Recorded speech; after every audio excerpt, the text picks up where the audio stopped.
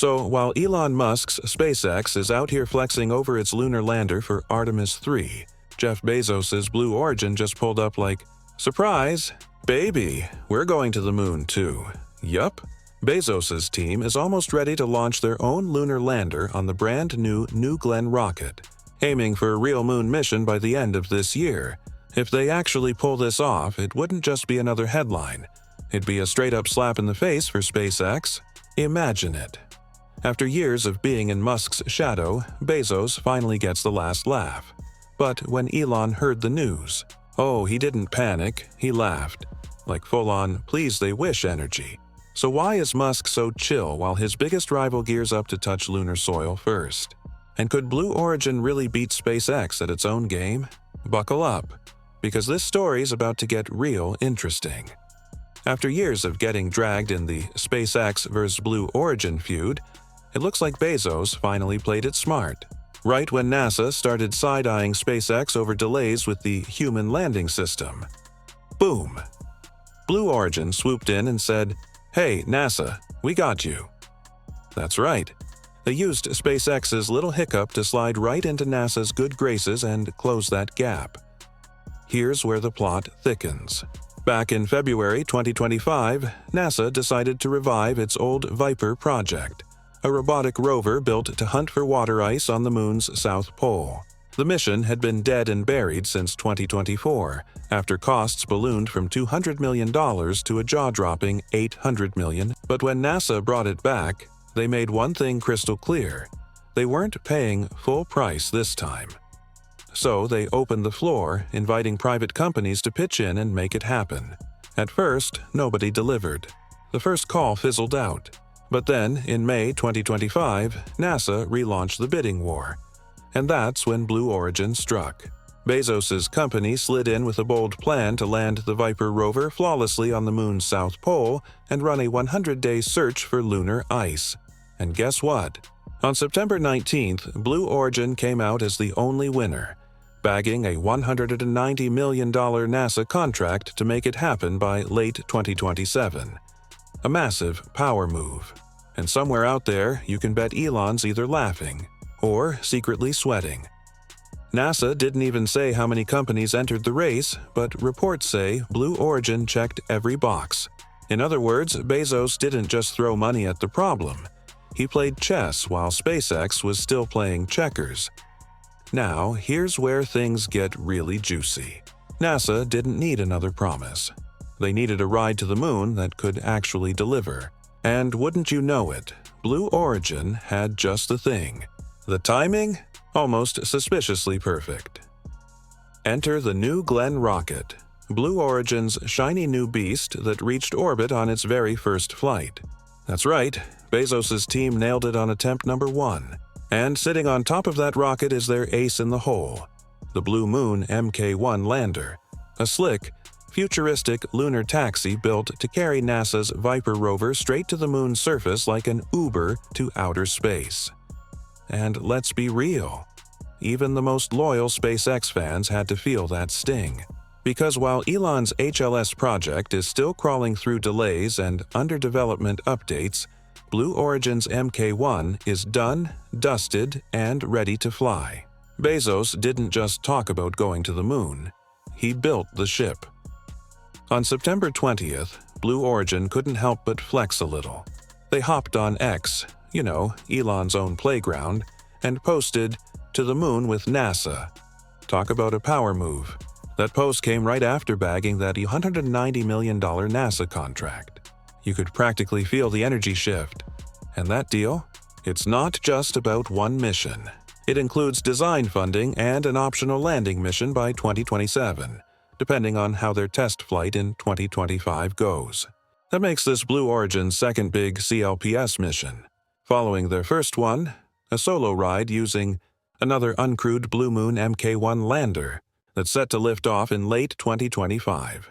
That one's carrying NASA's stereo camera and a laser retroreflector, basically the high-tech gear that'll help future missions understand the moon's surface better. Fast forward to late 2027, and the picture gets even bigger. The massive New Glenn rocket, all 98 meters of reusable power, will rise from Cape Canaveral, carrying the second Mk1 lander loaded with the Viper rover. This isn't your average lander either. It's compact, uncrewed, but strong enough to carry several tons of payload, powered by the BE-7 engine that can land with pinpoint precision. We're talking within 100 meters on the Moon's rugged, shadowy South Pole. And that location? It's no walk in the park. We're talking temperatures dropping to minus 230 degrees, deep craters that never see sunlight, and terrain so rough it could eat a spacecraft alive. That's why Blue Origin packed this baby with next-gen autonomous landing tech. It can think, dodge, and land itself without breaking a sweat. As for NASA's Viper rover, this little beast weighs in at 450 kilograms, about the size of a golf cart, but don't let that fool you. It's loaded with cutting-edge tools, including a 1-meter drill designed to dig deep into the Moon's crust to hunt for hidden water ice. This is not just another robot. This is NASA's treasure hunter, and Bezos is giving it a first-class ticket to the Moon. So let's talk about this Viper rover, NASA's little space detective that's about to go digging for secrets buried in the Moon's shadows. This thing isn't just a piece of metal. It's a high-tech treasure hunter. It's got infrared and neutron spectrometers that can literally sniff out traces of water ice and other rare compounds hiding beneath the lunar dust. A stereo camera for 3D mapping, 6 all-terrain wheels, and a top speed of just 0.2 meters per second. Slow and steady, but deadly precise. Viper's mission is simple but epic. Explore the Moon's dark side, the places sunlight never touches, and find water, the liquid gold of space exploration. Because if they can find it, that water means oxygen, rocket fuel, and even drinking water for future astronauts. Basically, whoever controls lunar water controls the future of space travel.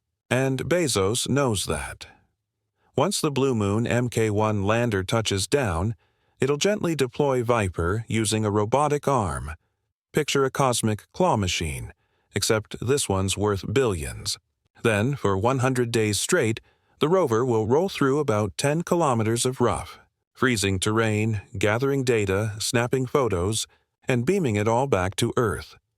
Every single byte of information will help NASA plan landing zones for the next big human missions, Artemis 3 and 4. If this mission works, it won't just resurrect a canceled science project, it'll also serve as a full-scale test run for Blue Origin's next lunar beast, the Mk2 lander, designed to actually carry astronauts for Artemis 5 in 2030. That's a huge deal for Bezos, but does it threaten SpaceX's throne? Elon Musk says, absolutely not. In fact, when rumors started flying that Blue Origin might replace SpaceX if the HLS fell behind schedule, Musk reportedly laughed out loud. And honestly, he had every reason to. Because here's the real tea. SpaceX didn't even lose this NASA contract. They just didn't bid. That's it. NASA confirmed it. Blue Origin was the only company that checked all the boxes for that late 2027 timeline and had the tech ready to deploy Viper at the Moon's South Pole. The rest, like Astrobotic, were either too busy or just couldn't meet the deadline. As for SpaceX, their eyes are on much bigger fish, or should we say, planets. They're building Starship, the spacecraft meant to take humans back to the Moon and eventually to Mars. So, a $190 million rover contract? That's pocket change for Elon. He could make that back with a few Falcon 9 launches before lunch. This isn't about capability, it's about strategy. Let's also keep it real. Blue Origin hasn't even landed that Viper mission yet. No one knows if it'll work, and NASA's been doing landings like this for decades. Remember Spirit, Opportunity, Curiosity, and Perseverance. Yeah, they all landed on Mars, not the Moon, and NASA pulled that off with other contractors like Boeing and ULA. So if they could do that, you better believe SpaceX could do it too, and probably better. At the end of the day, this whole Blue Origin versus SpaceX thing isn't a knockout punch. It's just another round in a long game. NASA's not playing favorites here. They're diversifying the field. They want multiple companies capable of doing this stuff, not just one superstar.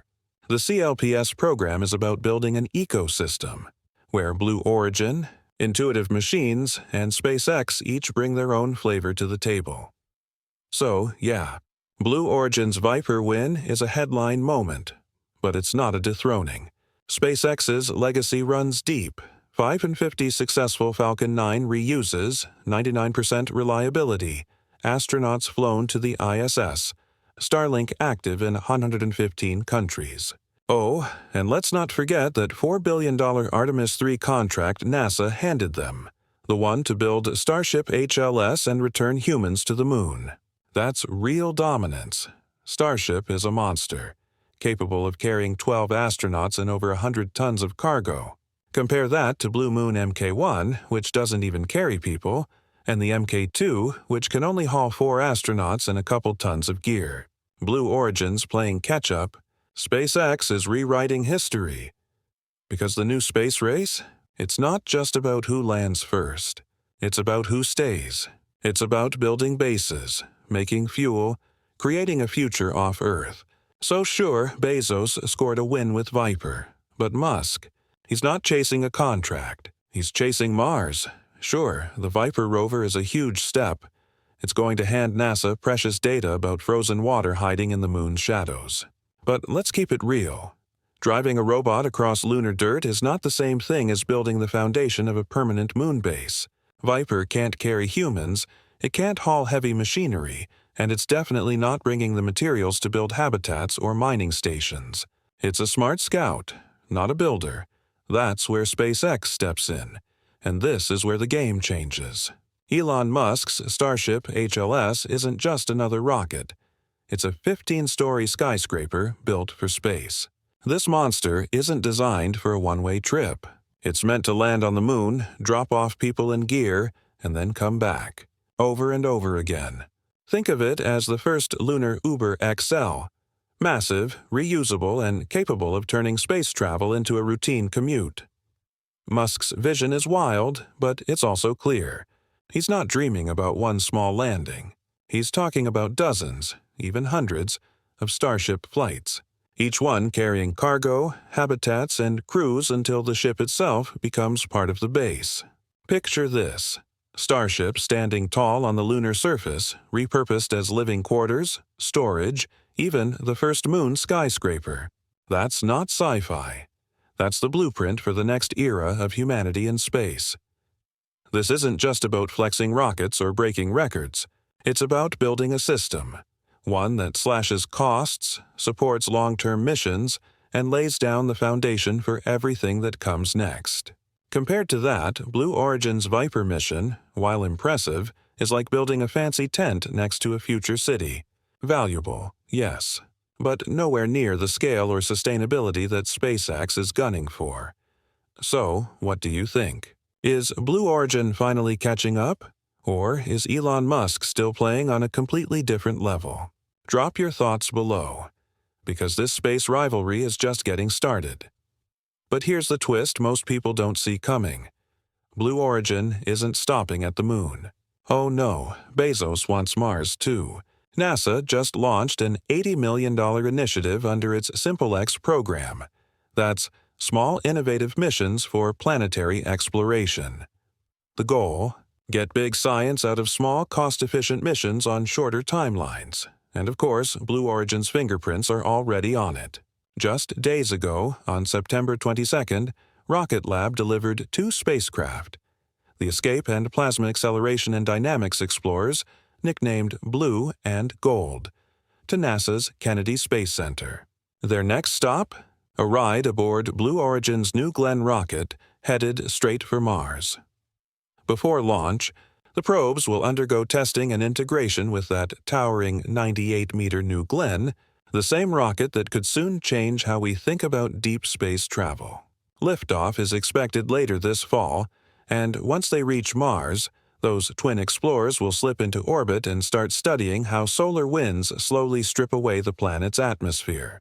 In other words, they're digging into how Mars lost its air, and what that means for humans trying to live there one day.